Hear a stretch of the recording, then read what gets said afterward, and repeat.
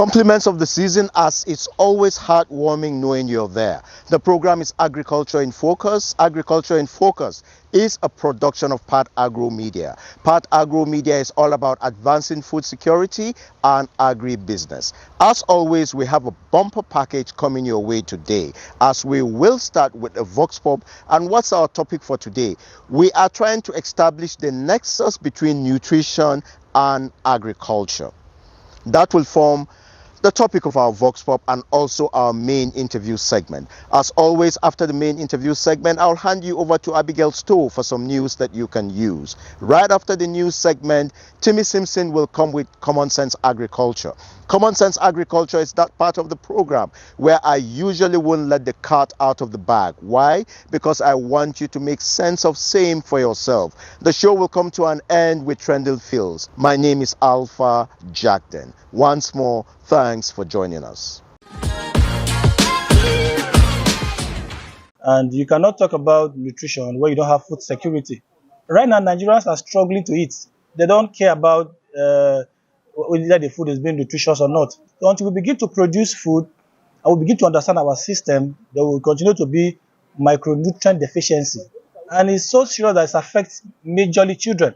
That is why a child can eat 1, 2, 3, 4 plates and still be hungry. The relationship between nutrition and agriculture, they go pari passu. Because without agriculture, there will be no, nutrition. And you have rightly mentioned that, what we are producing, is it enough? We have enough. And one thing you have to understand is that not having enough that matters, but are we, making use of the enough we have? That is just part of the whole thing. If we are making use of what we have, I think things will be able to go on very well. People can plan very well on nutritional value. A lot of people are focusing on what will fill their stomach and not what will help keep them healthy. We look at planting season. We are looking at what you're going to plant, eat a little bit and sell the rest as the kind of cash crops that people will actually go for. We're not looking at what will keep us healthy, what we can take that will increase our lifespan and, of course, make us feel good. We're not looking at it in Nigeria. It's a different ballgame. Well, some people do. Anyway, that's for the elites. The elites, they have what to eat. They have the choice. They have a roster. Typical Nigerian family now, today, there's nothing like roster. If you see a roster in somebody's house, it's just for the fun of it. Nothing else.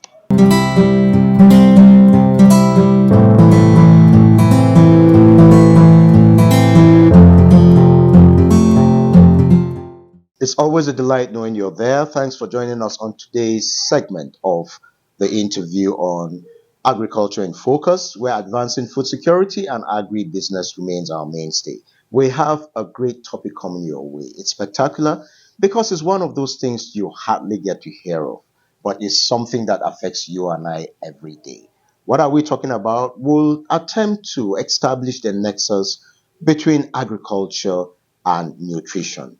And to do this, I have a nutritionist who will be sharing her thoughts with us on this all too important subject. Do join me, welcome our guest in the person of Dr. Adeyinka Onabolu. Ma, thank you so much for joining us. Thanks for having me. Agriculture in Focus. I will want us to try and establish the nexus between agriculture and nutrition. I will start first by giving some indication of the nutritional problems that we have in Nigeria. And the first is that 37% of children under 5 suffer from stunting. Stunting is a chronic state where a child does not grow like he's supposed to grow, does not attain the right height. If you place a 5-year-old child that is stunted next to like a 3-year-old that is well nourished, you would think that they are the same age. So the difference is actually nutrition here. The difference is not genetics or one of those things. Nutrition. It is nutrition coupled with other things. Because stunting is a condition whereby It has implication for food intake, implication for the environment in terms of maybe the child has repeated episodes of infections and the rest. So in 2021, a survey, the National Food Consumption and Micronutrient Survey, found 12% of Nigerian children that are acutely malnourished. And this is a very serious situation in that they can easily die.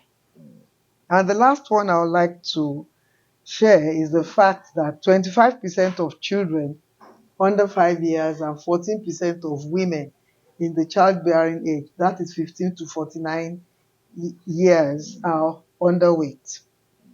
And the implication for all this is that when you look at malnutrition in children under 5, it has implication for their future. They cannot attain their potential. It also has implication for the economy of a nation because a stunted child cannot reach the potentials, so they are not able to contribute to any economic thing in the country. And also the fact that if you put together Nigerian children, 79% of them has a challenge or the other that is nutritionally related. You know, taking a cue from all you have said, it goes to mean nutrition, as it were, is larger than just nutrient intake to make one healthy. Thank you. That's absolutely correct. Nutrition is multifaceted, and there are too many disciplines that determine the nutritional status of one individual. But if we want to look at the nexus between agriculture and nutrition, if we look at the particular group of people that are more affected by nutritional problems, they are the people that are in the rural areas. They are the ones who produce the food. And like I said before, because agricultural practice in Nigeria has not received the amount of support it's supposed to receive. So what happens is that he uses poor quality seeds. He doesn't get the inputs that are required. His soil is not good. When there is an infestation or somewhere, he suffers because he doesn't have money to buy the agrochemicals that he needs. So that's why I said, if we put everything together, the people who are supposed to produce the food, they do produce, but not at optimal capacity. They sell because they don't have money at that time. And middlemen would always cash in on that kind of thing. So you were asking, what can be done? Before we get to that, we'll take a short break. The program will continue in a short while. The program is Agriculture in Focus. The world is talking about regenerative agriculture. Akilishi alone can be a great source of revenue.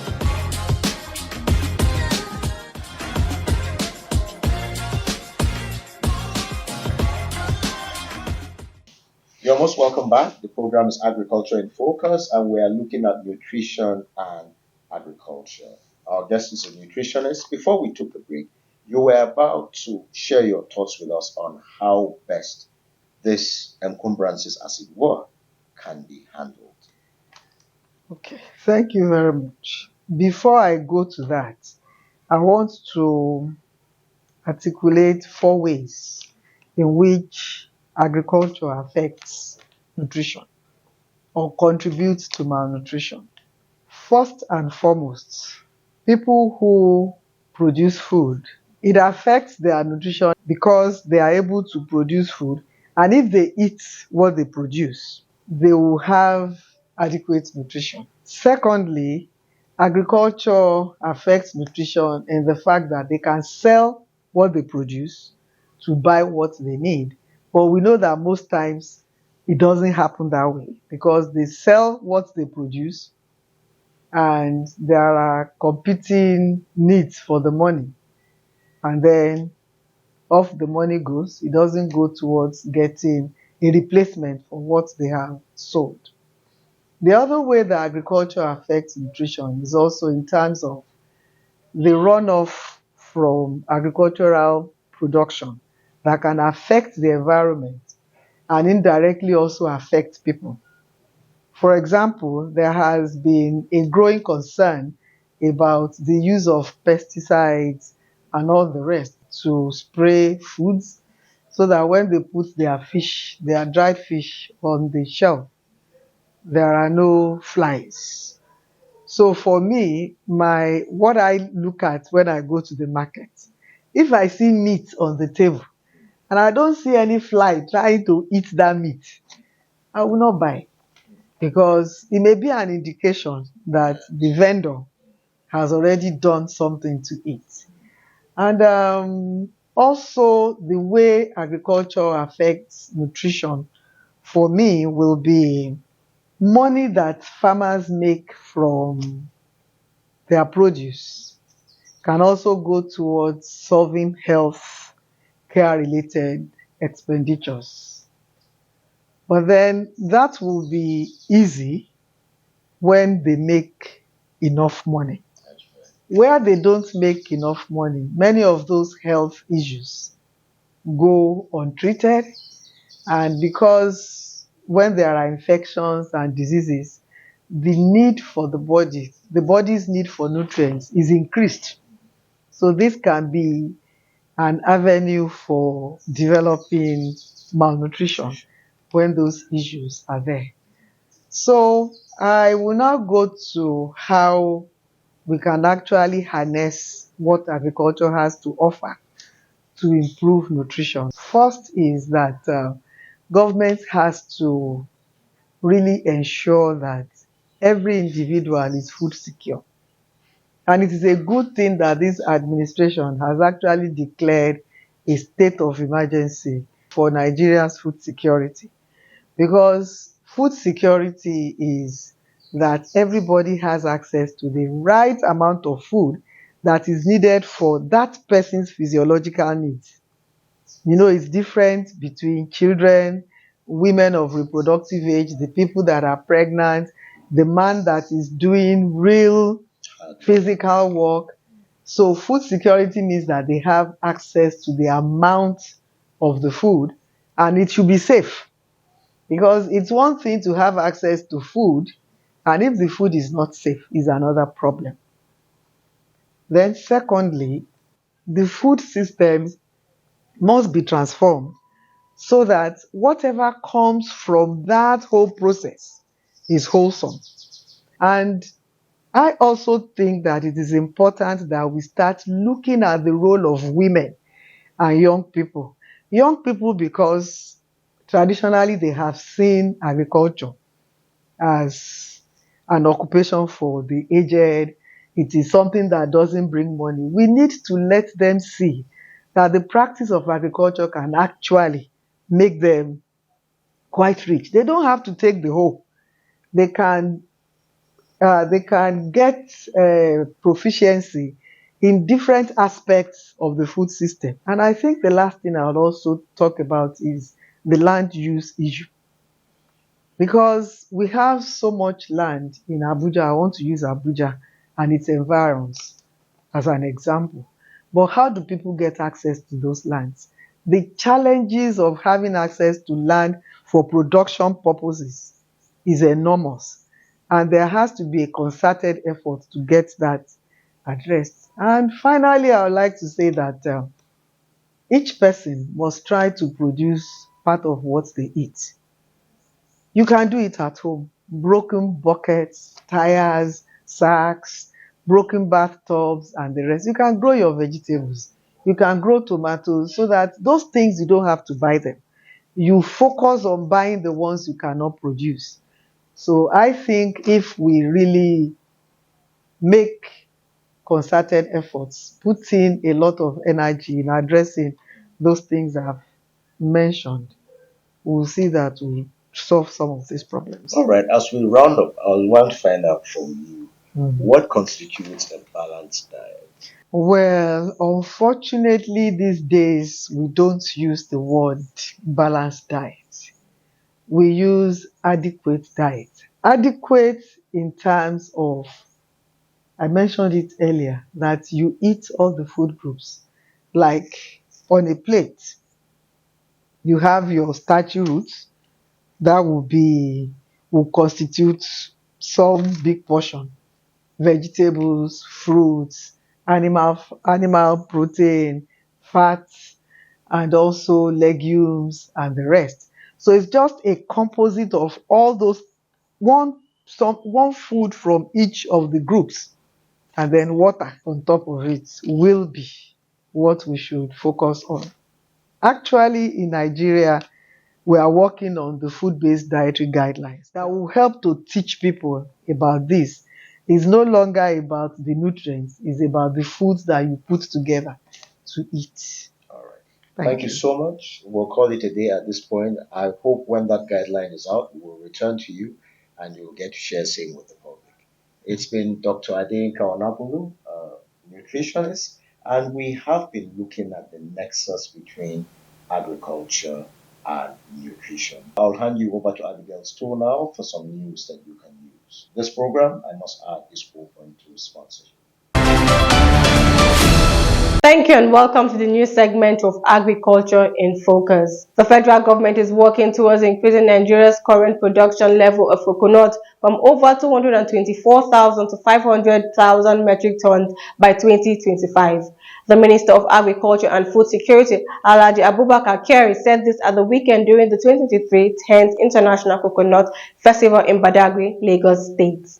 National Bureau of Statistics Foreign Trade Report has put a total value of agricultural exports in the last 3 quarters of the year to 798.50 billion naira. A non-governmental organization, Share Integrated Global Foundation, has called for stakeholders' collaboration in the development of shared tree value chain in Nasarawa State, where over 200 women have already received global standard training on shea butter processing.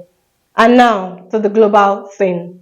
A Bulgarian company, NIK, which specializes in precision farming technologies and robotics, has announced a strategic partnership with Bayer, a leading global enterprise in the life science field, to deepen agricultural technologies for more sustainable practices. In a related development, Egypt Ministry of International Cooperation has formed a partnership with the World Bank to build on the achievements and capabilities of a project funded by the Korean Green Growth Trust Fund, which aims to localize technologies and best practices required to boost climate-smart agriculture in Egypt. This has been the news on the news segment of Agriculture in Focus. Thank you for staying with us. There's lots more coming your way. I am Abigail Stowe.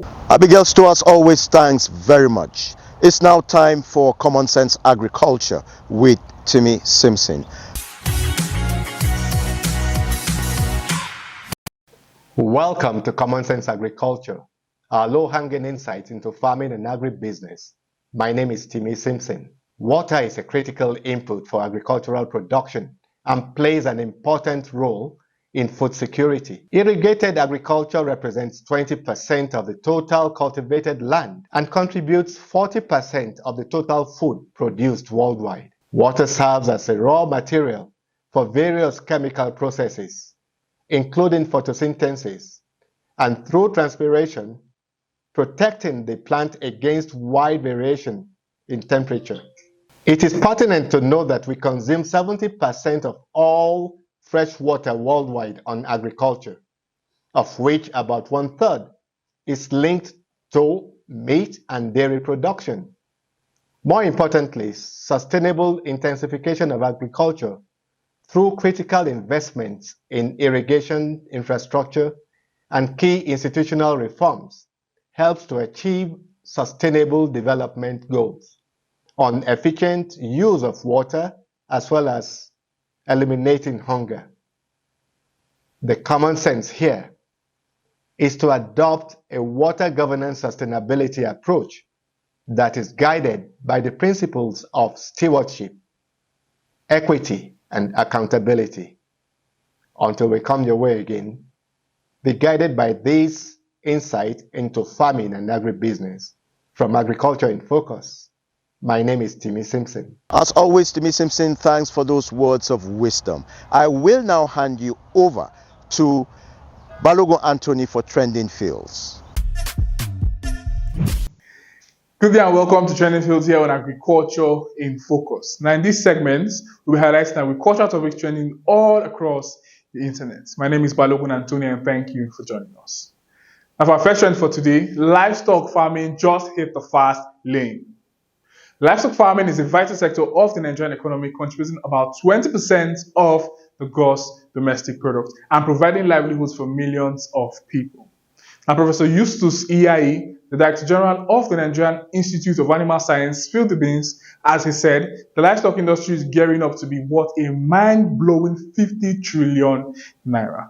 Now, the Livestock League is calling all aspiring farmers, agri-enthusiasts, and anyone with a love for the furry and feathery. Now, we're talking about revamping the whole scene from upgrading an animal A-list with top-notch breeds to turning traditional farms into high-tech ranches. So if you've ever dreamt of a farm that's both insta-worthy and income boosting, dust off those boots and join the Livestock League and let's turn farming into the hottest ticket in town. Now, our second trend for today, in Chengdu, Sichuan province, China just blew the lead of farming with the world's first 20-story vertical plants factory. Now, the brains behind this green marvel is the Institute of Urban Agriculture from the Chinese Academy of Agricultural Sciences. Now, the futuristic farm defies gravity, churning out lettuce every 35 days like clockwork. It's not just a farm, it's a 20-story party of high-tech agriculture. Now, thanks to a squad of AI, a three-dimensional irrigation system, and independently bred crops, this vertical wonder can crank out over 50 tons of veggies a year. Now, that's like having a harvest party every month. Isn't that amazing? Now, this high-rise harvest could be the answer to feeding urban areas, deserts, and even barren lands. China is not just growing lettuce, they're developing a whole new way of thinking about farming. Now, for our last trend for today, the Food and Agriculture Organization of the United Nations is calling all heroes. Now, they've unveiled a game-changing plan to transform agriculture into a powerful force for good, tackling climate change and hunger at the same time. Now, the FAO's roadmap is straight out of the superhero handbook, promising to, number 1, save the planet, number 2, end hunger, number 3, supercharge health, and number 4, reduce food waste. But how, you may ask? The FAO has got a bag of tricks which include new farming methods such as superhero diets and even carbon capture technology. They are not just farming, they're transforming agri-food systems into champions for our planet. Now, the mission starts now. The Agri-Food Sharm el-Sheikh Support Program is a 3-year adventure to make it all happen. Now, join the fight, young farmers. Together, we can build a greener and healthier future. Now, that's all for Trending Fields here on Agriculture in Focus. If you'd like to be part of the program, send us your comments, your feedback, and insights on some of the stories that will bring your way. You can follow us on all our social media handles. The handle is @patagro_media. My name is Balogun Anthony, and do have a great night. Balogun Anthony, thank you so much for Trending Fields. And this is where we'll be drawing the curtain on today's show. It's been Agriculture in Focus, and Agriculture in Focus is a production of Pat Agro Media. Let's do same time, same station next week. My name is Alpha Jackton.